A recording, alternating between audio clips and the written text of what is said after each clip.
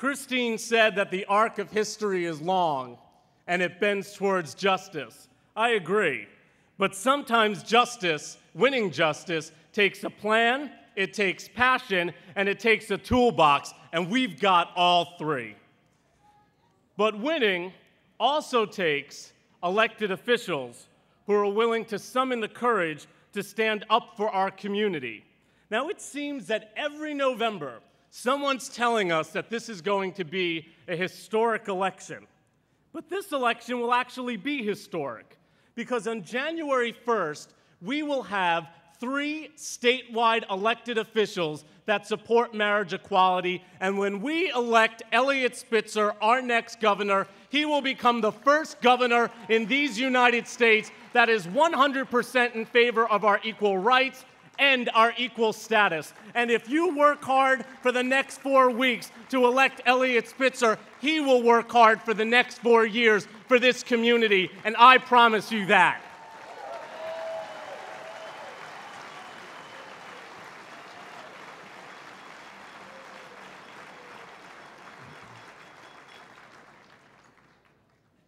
But he can't do it alone.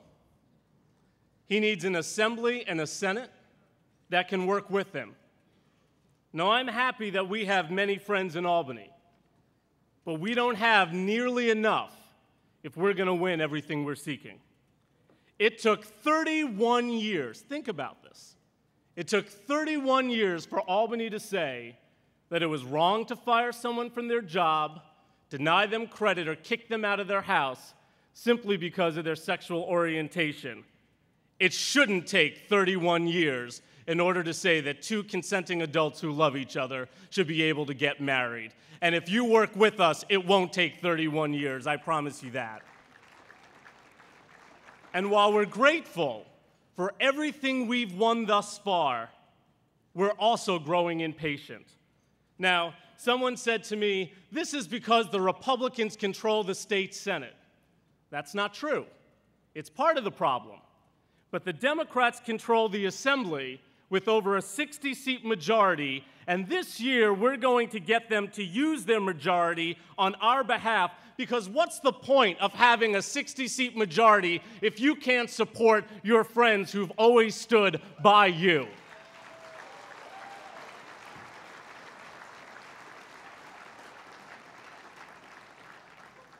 There are elected officials stepping up to the plate for us every single day, and it's not easy for them. And depending on where you live in our state, some of them actually lose votes for doing just that. We should remember that it wasn't too long ago that elected officials didn't want to be with us in this room, where, by the way, in our first dinner we raised $5,000 after a lot of hard work, as opposed to the over $1 million that we've raised tonight. And it wasn't so long ago that when we endorsed an elected official, that elected official didn't even want us to publish that endorsement. We need to actively support our friends, and we should never, ever, ever take our friends for granted.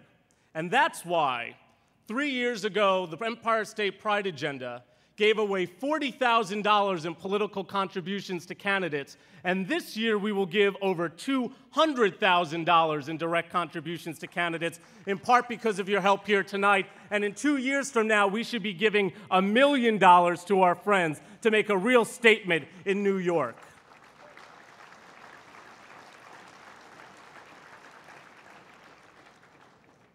But for all those elected officials who pay us a great lip service, but are unwilling to use their political capital to deliver equality and justice for our community, for all those elected officials who seem to say the right thing, but at the moment we need them to do it, they seem to disappear, I think this community needs to stop making excuses for them. We need to stop writing checks to them. We need to vote them out of office and get someone into the job who could actually deliver for this community. That's not the friendship we need. For the last 16 years, we have worked to win over 60 laws and administrative actions that have helped to lift LGBT people up, Together, we are changing the way civil rights are organized and politics is done here in New York. We may not have always agreed, all of us here together in this room, on the tactics we've used, but we've never given up on each other. The victories we've achieved and the challenges that lie before us are not owned by the Pride agenda. They belong to all those people who have struggled to make New York a fairer place, and to all those people who want to see New York once again leading the nation. And we especially remember those who are no longer with us here this evening, but who helped to build this movement and upon whose shoulders we stand upon, including Doug Jones, our treasurer.